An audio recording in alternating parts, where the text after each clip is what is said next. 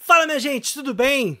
O presidente eleito dos Estados Unidos, Donald Trump, admitiu o uso da força militar para tomar o controle do Canal do Panamá e da Groenlândia. Durante o seu discurso, o Trump acabou defendendo posições que soaram alarme no mundo inteiro. Está sendo aplaudido quando fala sobre a imigração em devolver milhões e milhões aos seus países de origem. Durante cada dia da administração Trump, vou colocar os Estados Unidos em primeiro lugar. Donald Trump novamente eleito e atuando como presidente dos Estados Unidos, e não adianta agora a gente também chorar pelo leite derramado, ou consumido de forma muito suspeita por muitos de seus seguidores e aliados em um copo americano.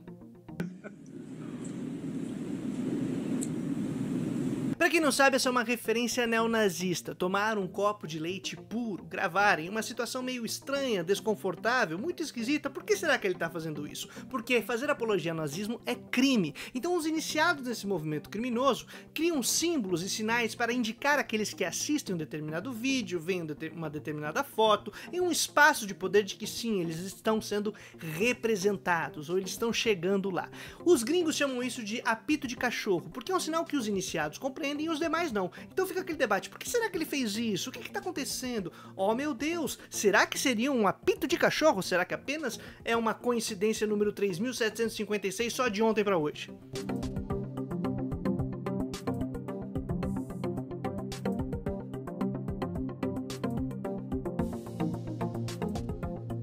Pode ser a coincidência número 3.752. 53. 54. 5. 6, 7. Mas o nosso tema é Donald Trump e como nós vamos compreendê-lo a partir de 2025, como ele vai atuar e como ele apresentou as caras ontem. De todo modo, nossa ideia não é analisar o seu discurso, ver o que ele falou, o que ele não falou, senão, tese forte. Donald Trump não é a causa de algo, ele é resultado. E o que nos interessa, portanto, é compreender o processo histórico que cria as condições para que Trump ponha o bumbum branco dele na cadeira de presidente dos Estados Unidos e comece a atuar como ele fez ontem, extremando seu discurso, cuspindo imperialismo, cuspindo canalice, abertamente, e é por isso, inclusive, que eu tô falando de maneira bastante direta nesse vídeo. Mas preste atenção, nosso objetivo é entender o processo histórico. Isso não significa que era inevitável que Trump fosse presidente. Não, sabendo que isso aconteceu, nós queremos compreender quais são as dinâmicas e as relações que tornam possível um fenômeno como o de Trump, que está conectado a outras lideranças de extrema direita, para não utilizar outros termos, que também estão ocupando aí a cadeira presidencial ou disputando eleições e o espaço público, disputando propriamente o espaço decisório no âmbito político. Vou colocar os Estados Unidos em primeiro lugar. Então bora lá, mas antes não esqueça de curtir esse vídeo, comentar para engajar, espalhar a palavra por aí, dar uma olhadinha na descrição do vídeo, porque lá tem maneiras de você apoiar o meu trabalho, seja fazendo os cursos que a gente oferta lá na Hotmart, a campanha do Apoia-se ou a chave do Pix, porque vai que tá sobrando uma merreca por aí em 2025 antes de você se endividar e ficar rendido na mão invisível do mercado. Ajuda nós, porque você não vai ser taxado. Primeiro nós precisamos nos perguntar por que os Estados Unidos importam tanto. Pode parecer óbvio no primeiro momento e você pense, é porque eles são o centro do poder, é porque eles são quem mandam nesse mundo. Mas quais as causas, as relações e os processos que fizeram com que isso acontecesse? Ou melhor, além das causas, os efeitos que isso tem para nós. Por que e como se constitui essa relação na qual um país é capaz de dominar, determinar ou influenciar sobre todos os demais? Para entender isso, vamos abrir aqui dois elementos ou características fundamentais. Os Estados Unidos são o centro do mercado mundial, o centro do mercado mundial, e são a sede daquilo que nós podemos considerar como uma relação internacional de imperialismo. Mas o que significa dizer ser o centro do mercado mundial e ser a sede do imperialismo? O que é centro? O que é periferia? O que é imperialismo? Para entender o que é o centro e a periferia de um mercado mundial, nós precisamos voltar um pouco na história e olhar o processo de desenvolvimento da indústria capitalista, o processo de industrialização moderna, que melhora, aperfeiçoa um tipo de divisão técnica do trabalho, ou seja, de uso da força do trabalho das pessoas, organizadas dentro de uma unidade produtiva, uma manufatura, uma fábrica, que seja, na qual, utilizando os instrumentos, as ferramentas de trabalho, combinados umas com as outras, aumentava os graus de produtividade. Você produzia muito mais cada vez em menos tempo. E o excedente, os recursos de lucro, muitas vezes obtido por quem era dono da fábrica, por quem é dono ali da unidade produtiva, reinvestidos para aperfeiçoar os instrumentos de trabalho, diminuindo a necessidade, por exemplo, do trabalho humano, ou mesmo diminuindo o tempo de produção, aumentando ainda mais a escala produtiva. Esse processo de industrialização, que pouco a pouco vai empurrando outras dinâmicas da divisão social do trabalho, ou seja, outras unidades produtivas que começam a ter que atender esta que está se desenvolvendo e que também começam a aplicar e desenvolver uma divisão técnica cada vez melhor, e vai se combinando de tal maneira que os ganhos de produtividade são tão grandes que vão destruindo outras maneiras de produzir. Então, por exemplo, se um tecelão, uma costureira levava 5 horas para organizar ou produzir um vestido, uma roupa, uma camiseta, que seja, ali um alfaiate, fazer uma parada, alguém dentro de uma manufatura, de uma produção têxtil, fazia isso em 30 minutos, em 1 hora, que seja. Então, o custo de você ter um trabalho manual em um espaço X específico era muito maior do que você produzir dessa outra maneira, que ia dar muito mais a sua escala, ia ser mais fácil de produzir, de vender, de resolver os problemas. Bom, industrializar. Ser esperto, criativo, inovador. A indústria vai se tornando, portanto, o centro produtivo, o centro da economia de um determinado local, uma cidade, um país, um território. A partir dos planejamentos nacionais de desenvolvimento, nos quais os donos de meio de produção, as elites, então chamadas burguesas, as elites das cidades, as elites civis, vão coordenando, combinando e utilizando da estrutura política para desenvolver novas indústrias e um aumento de escala, de produtividade e tudo mais para fazer com que a economia cresça, convertem a indústria no centro, na locomotiva econômica de um país, e faz com que toda a produção de matérias-primas, o uso das terras, dos trabalhadores, dos recursos, se volte e atenda à necessidade dessa indústria, em última instância de acordo com o interesse do dono do meio de produção. Mas o que importa é entender nesse momento que ela se torna o centro das periferias que produzem as matérias-primas, o centro industrial e as periferias, as regiões que produzem aquilo que não é o essencial ou o motor de uma economia. A indústria é esse motor. Então, se dentro de um território nacional essa indústria vai se expandindo, vai crescendo, vai ocupando cada vez mais território, exigindo mais matérias-primas, demandando mais recursos, chega uma hora que dentro do país não vai ter mais. Ele vai precisar extrair de outro território. Digamos, por exemplo, que ele vai então ter que criar dinâmicas e processos para que a extração das matérias-primas de outro território seja vantajosa para o crescimento e o atendimento de sua indústria. Sei lá, vamos imaginar, por exemplo, que durante 200, 300, 400 anos, uma série de países foi dominado e controlado numa relação colonial por metrópoles. E que você pudesse utilizar esta rede constituída pelas metrópoles e as colônias para poder fazer com que a sua indústria fosse bem sucedida e tivesse recursos abundantes o suficiente para continuar se expandindo, se desenvolvendo, produzindo cada vez mais. Pois é, esses outros territórios vão se convertendo então em periferias do centro industrial em outro país. Mesmo que haja independência política e a constituição de um Estado nacional, ele será periférico à medida que se insere na relação de mercado com outro país, fornecendo matérias-primas e não desenvolvendo uma indústria nacional, criando seu próprio centro.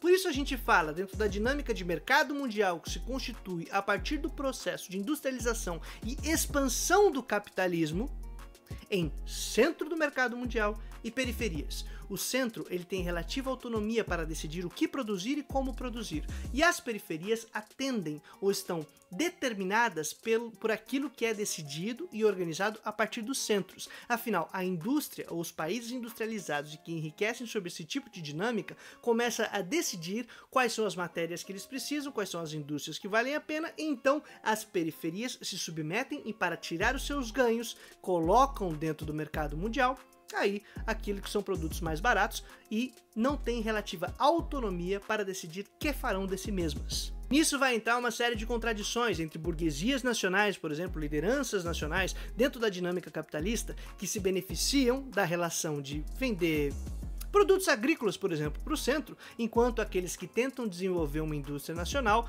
teriam que quebrar um pouco essa dinâmica ou criar um outro tipo de dinâmica que crie uma indústria que seja subserviente ao centro. Senão vai ter que conflitar com o centro e com a burguesia nacional já instituída na inserção dentro do mercado mundial da tal da periferia.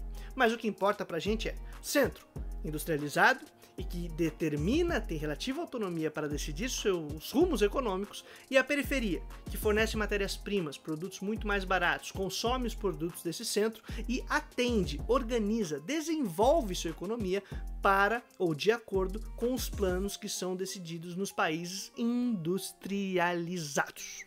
Os Estados Unidos, durante o século XIX e mais especialmente durante o século XX, se tornou o centro do centro, com características específicas, mas é dentro dessa dinâmica. E nós é periferia. Pois é. E o que é imperialismo? Imperialismo é uma relação em que um centro impõe relações de dominação e controle sobre outros países. Dominação que tem por trás e de fundo a capacidade de ter força para obrigar e fazer valer as suas intenções, os seus interesses, os seus projetos. Os Estados Unidos, como a maior estrutura militar deste planeta, sim, ocupa o papel de centro ou sede do imperialismo no planeta, em especial na economia capitalista globalizada. E para falar sobre imperialismo é sempre bom indicar o famoso trabalho clássico de Lenin, Imperialismo, fase superior, ou avançada, ou evoluída, do capitalismo. Contudo, eu gostaria de indicar também o trabalho do Samir Amin e a revisão que ele faz a respeito do pensamento de Lenin para dizer imperialismo, fase permanente do capitalismo, no qual ele indica diferentes fases que nós estaríamos passando, ou teríamos passado do imperialismo, e a qual estaria abrindo hoje, neste momento, início do século XXI, numa nova rodada imperialista. Fica a dica aí, porque eu acho que vale a pena se aprofundar. Mas o que importava pra gente era indicar que os Estados Unidos ganham tanta notoriedade e a gente tem que ficar atento no que acontece nesse país, exatamente porque é centro do mercado mundial e porque é sede do imperialismo. Centro dos países que ocuparam a posição determinante dentro desse mercado mundial, e imperialista porque influi, determina, decide, incide e se sobrepõe sobre os demais países de diferentes maneiras, com diferentes mecanismos, mas no fundo porque tem poder militar para fazê-lo. Imagina você então o grau de responsabilidade que é sentar na cadeira presidencial dos Estados Unidos. Você tem ali a faca e o queijo, o poder econômico e o poder militar. Nós jamais deixaríamos uma granada na mão de um chimpanzé, por exemplo. Contudo, o povo estadunidense parece que dentro daquele grande teste de alfabetização que eles chamam de eleições, resolveu deixar o maior arsenal nuclear do planeta sob responsabilidade de um orangotango.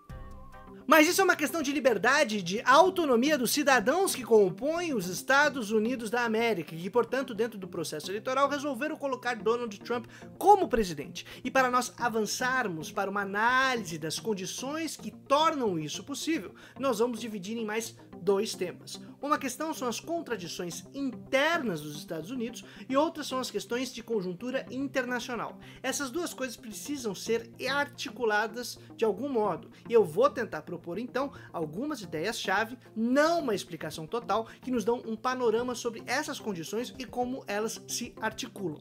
No plano internacional, nós precisamos compreender que a economia é uma economia globalizada. E o que isso significa? Isso significa que durante o século XX, o capitalismo se desenvolveu de tal maneira que tentou criar um espaço de liberdade ou de livre circulação para os produtos do trabalho e para os capitais, não para os trabalhadores, que, óbvio, tornam possível a produção de qualquer produto e também a realização de qualquer capital, mas a circulação entre produtos e capital, não trabalhadores. Ainda que o capitalismo seja produtos, capital e trabalho, mas o trabalho tem que ser aí regulado, controlado e as pessoas não podem ficar circulando à vontade. Se na primeira metade do século XX, mas especialmente depois do pós-guerra, se constituíram efetivamente as multinacionais, ou seja, empresas que são de determinado país, mas que criam sedes e espaços de produção em outros territórios e extraem capital deles de maneira privada, ou seja, não é um Estado que vai lá e controla outro e que se impõe de maneira explícita exército, a militar e não sei o que lá. Senão que as empresas de um determinado estado vão para outros territórios nacionais e criam suas sedes, extraindo capital, utilizando do trabalho, utilizando dos recursos desses outros territórios e trazendo os lucros e os ganhos para sua sede no país, normalmente, central. Mas hoje a gente tem aí multinacionais de diferentes territórios, inclusive de países periféricos. De todo modo, é bom compreender que houve esse tipo de desenvolvimento, de criação de trabalho, de tipo de trabalho dentro de uma empresa, ou de estrutura do capital, que cria as tais das multinacionais. Mas isso é um capital produtivo, a criação de indústrias, a criação de empresas que produzem algo. Diferente da questão do capital financeiro, que se vale da circulação de capitais, da especulação de capitais, de um capital propriamente fictício e mesmo improdutivo. E à medida que se desenvolve a tecnologia da informação, que torna cada vez mais imediata a transferência de um dado de um lugar para outro, esse mercado financeiro, esse mercado de capitais financeiro se torna ainda mais poderoso, já que instantaneamente e imediatamente eu sou capaz de transferir algo de Togo para Fiji. E a respeito disso eu gostaria muito de indicar o livro do Ladislau Dalbor, O Capital Improdutivo, que é muito bacana para discutir esse tema. Vai estar na descrição aqui do vídeo. De todo modo, a internacionalização, seja por meio das multinacionais, das indústrias produtivas efetivamente, seja por meio dos capitais financeiros, exigem que você cada vez mais diminua barreiras para a transição dos produtos e dos capitais, portanto exija cada vez menos regulações, proteções legais, cada vez menos direitos para cidadãos, para trabalhadores, para a natureza, para o que seja, que impeçam que o capital faça o que ele quer. Só que capital não decide a vida por si só, ele é gerido. Gerido por pessoas, gerido por instituições, geridos por poder. E aí entra o tipo de gestão que se constitui a partir do neoliberalismo nos anos 70, que tenta ao máximo diminuir qualquer espaço do Estado ou de restrições e ampliar ao máximo o poder da circulação e dos capitais. Aquele que é capaz de gerir e de coordenar esses capitais decide, portanto, sobre a divisão social do trabalho, sobre a apropriação ou extração dos recursos e sobre o aumento do próprio capital. Vai ter luta em quem vai gerir esta bagaça dentro deste projeto que é o neoliberalismo. O que será que passaria na cabeça de quem se beneficia das relações imperialistas e do modo como se organiza a economia dentro do neoliberalismo e dentro do centro de poder do mercado mundial? Imaginemos também, assim, por mera conjectura, um mundo no qual quem tem dinheiro pode comprar o que quiser. Quem tem muito dinheiro pode comprar até um país. Ou se o país custa muito caro para manter, pode decidir os rumos que determinados políticos devem tomar em seus projetos aí de futuro. Por conjectura, quem será que sai prejudicado pela desestruturação ou instabilidade do sistema mundial econômico vigente? Será que esses caras aí, dono de capital, milionário, bilionário, vai ter que começar a botar a mão na massa e interferir diretamente em relações políticas, eleições e tudo mais, botando a cara a tapa ou mesmo a cara na TV, a cara no X? Isso cria pra gente a ponte para as questões internas dos Estados Unidos, na qual nós vemos uma disputa entre elites pela gestão do capital financeiro globalizado.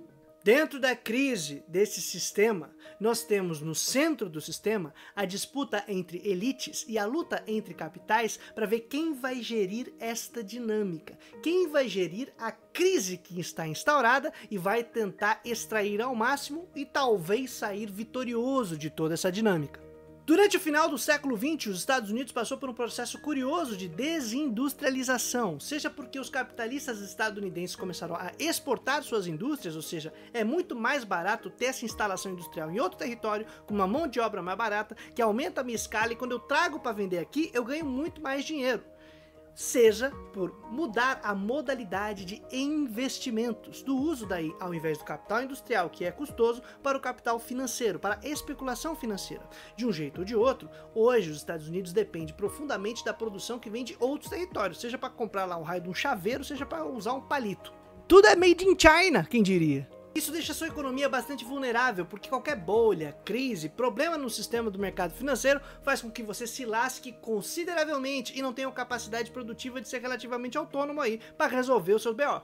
É por isso que Trump aparece aí com o discurso de tentar trazer as indústrias novamente para os Estados Unidos, tentar recuperar a indústria nacional, Make America Great Again, e essa tentativa aí de você apelar para esse nacionalismo, tentando animar os trabalhadores para chegar junto de você. Afinal, finalmente teremos empregos, pois traremos as indústrias de volta. Só que obviamente é muito custoso, isso não vale a pena nem para a indústria, nem para o país, e a economia americana tá com um probleminha sério.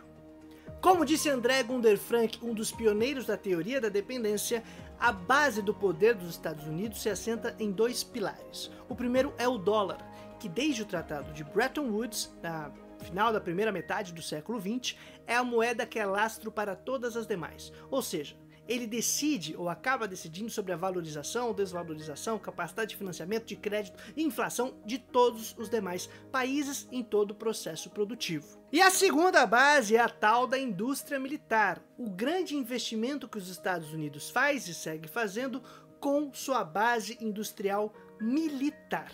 Contudo, essa própria indústria armamentícia é financiada ou funciona ou tem investimentos do Estado dando crédito para ele mesmo, um endividamento dele para ele mesmo, que só pode quem efetivamente tem a moeda que é lastro para o resto do planeta. De todo modo, o que importa é que esses dois pilares são capitais improdutivos, como diria Vin Dirkesens. Isso porque a questão monetária não produziu nada. Você conseguiu extrair capital de outras maneiras, ou seja, pelo sistema financeiro, e não propriamente produzindo algo na economia real. E por outro lado, a questão da produção dentro da indústria armamentista, da indústria bélica, você não pode realizar essa produção, porque o uso do produto social da indústria bélica, ele é destrutivo. Você usa essa porcaria para nunca mais usar. A bomba explode uma vez só, o projétil é atirado uma vez só. E seja pelo uso da bomba, seja o uso do projétil ou de qualquer outra dessas parafernália, o resultado é a destruição de uma ou das duas fontes de riqueza possível: o meio ambiente, a terra, e a pessoa, o humaninho, o trabalhador. É um produto que, ao ser usado, não produziu nada. Nessa estrutura básica de organização do poder econômico e político, você não consegue absorver a mão de obra que está dentro do seu país. Então, por exemplo, um trabalhador que sabe que precisa de um emprego para poder sobreviver, está aterrorizado com a impossibilidade de ter uma indústria que vá utilizar sua mão de obra. A falta de oferta de trabalho faz com que o pessoal fique ali oriçado e desesperado. Como a elite segue extraindo o máximo de capital, faz com que as pessoas sofram ainda mais e que toda a produção de riqueza não esteja retornando para a classe trabalhadora, e mesmo a sua capacidade de consumo diminuindo cada vez mais, e a oferta de coisas para serem consumidas também está ficando complicada. Aí vem solo fértil para você plantar a xenofobia, o chauvinismo, o nacionalismo burguês de garganta. Mas, como eu tinha dito, as elites também disputam entre si, e estão disputando hoje para ver quem vai gerir essa estrutura do capital internacionalizado, do capital globalizado, especialmente pelo sistema do mercado financeiro. Só que existem maneiras diferentes de você gerir isso. Além disso, os capitais disputam entre si, e a gente sabe isso desde Marx. O capital industrial disputa com o mercado financeiro, com o capital financeiro, que disputa com outros tipos de capital, e eles vão lutando. Isso faz com que haja lutas internas na gestão e na coordenação da divisão social do trabalho dentro do capitalismo. Hoje nos Estados Unidos nós teríamos dois grandes grupos que disputam por esse papel de gestão na sede do imperialismo e no centro do mercado mundial. Um deles está ligado propriamente aos grupos internacionais de monopólio do sistema financeiro, bancos internacionais propriamente ditos. O outro está ligado mais a um capital nacionalizado, mas também financeiro, que herda de certa maneira os resquícios das indústrias nacionais, que está conectado, por exemplo, com um grupo que o Vin chama de continentalistas. A gente poderia chamar o outro grupo de globalista? Poderia, mas a gente vai evitar por causa da teoria da conspiração que a extrema-direita criou, sobre esse grande sistema de globalistas socialistas que tentaram dominar o mundo. Não, é uma disputa por gestão do capital entre grandes elites capitalistas. E, portanto, a gente tem que tomar cuidado, porque essas teorias malucas têm relativa aderência na realidade. Afinal, existe sim monopólio de capital financeiro e que gere, que decide sobre as economias dos outros países. Contudo, isso não significa que quem se opõe também não seja do capital financeiro, também não esteja ligado com o imperialismo e com o centro do mercado mundial propriamente dito. A gente pode ver nas eleições esses grupos se expressando pelos dois tipos de programas, que a gente poderia ver de um Biden barra Achei Kamala, e do outro, do Donald Orangotango Trump. Esses grupos se conectam, portanto, com diferentes movimentos dentro da sociedade estadunidense e diferentes movimentos em outros países, criando alianças e linhas estratégicas distintas que disputam e rivalizam entre si. Vão financiar grupos diferentes, vão impulsionar tipos diferentes de programas sociais ou não programas sociais, vão impulsionar diferentes tipos de discurso e de maneiras de gerir e lidar com determinados problemas. E aí o que aparece para nós, mortais, cidadãos, civis, que estamos assistindo essa loucura no planeta, são esses efeitos das estratégias e das tomadas de decisão que no fundo são grandes disputas entre os capitais e crise da estrutura imperialista que se organizou durante o século XX e até agora no início do século XXI. E veja que eu destaco crise do imperialismo e não propriamente do capitalismo, que também está em crise. Contudo, o que vai sair depois de uma nova rodada de grande aprofundamento das crises internas e externas em torno da sede do imperialismo e centro do mercado mundial não é necessariamente e automaticamente uma grande primavera dos povos e surgimento de alternativas felizes e sustentáveis nas quais nós podemos viver. Ao contrário, a chapa está esquentando e a história está sendo construída. E quem constrói a história somos nós, não individualmente, mas como coletivos e como seres humanos que se organizam para tentar resolver os seus problemas. Mas para isso é bom entender qual é o fundamento, a base e as dinâmicas fundamentais que fazem com que esses problemas cheguem na nossa cara. Pra gente não achar que é uma questão de valores, de bons costumes, senão de acirramento de luta de classes e de crise do capital. Luta de classes porque diante desses problemas que nós estamos sofrendo, nós tomamos posição a partir de nossa classe, de nossa consciência a respeito do mundo. Isso significa que como vamos agir depende de saber quais são os interesses dos grupos que nós participamos, nos quais nós estamos envolvidos, se estamos de acordo com isso ou não, ou de como podemos ajustar a nossa organização para que sim, sejam atendidas as necessidades de nós, no caso trabalhadores. Mas isso não significa que os outros grupos que não são trabalhadores também não pensem sobre isso. Na verdade, eles têm bastante consciência e estão atuando e agindo, e é por isso que a gente sofre tanto na mão desses desgraçados. Mas em linhas gerais e como resumão, Trump é possível devido a essa história de desenvolvimento do capitalismo, a crise pela qual ele passa hoje, especialmente a crise do imperialismo como ele se constituiu durante o século XX nos Estados Unidos e internamente nessa disputa entre os capitais ou pela gestão do capital e do sistema globalizado. Isso é importante porque isso se reflete nos outros países, nas alianças e nas organizações estratégicas que estão ocorrendo, seja de um polo, de outro ou de outros polos alternativos que Deus faz com que surjam a partir da classe trabalhadora, que entram em disputa, se organizam e tentam realizar, a partir de suas estratégias, a construção de outro mundo. Porque o mesmo parece que está indo para o saco. Aos berros do imperialismo, pode ser que a gente, quem sabe, possa construir caminhos alternativos, mas para isso é necessário consciência de classe e organização dos trabalhadores para fazer a história acontecer. E, aqui, adendo, a partir de projetos nacionais, a gente tem que pensar a nossa realidade, como resolvê-la, como solucionar os nossos problemas, tendo em vista que se a gente não organizar essa bagaça, sim, vamos destruir as condições de nossa própria vida, de nossa própria reprodução e diante hoje de uma crise climática do jeito que ela está feita, do futuro dos nossos filhos e filhas. Mas isso é um papo para outro dia. Espero que vocês tenham gostado desse conteúdo. Não esqueça de curtir, comentar, espalhar a palavra por aí e dar uma olhadinha na descrição do vídeo para ver como você pode apoiar o meu trabalho, beleza? Meu nome é Bruno Reikdal, eu sou professor, educador popular, formado em teologia, graduado em filosofia, mestre em filosofia e doutor em economia política mundial. Muito prazer. Nós seguimos aqui tentando trazer a boa nova todo dia útil até a vitória final. Valeu, minha gente!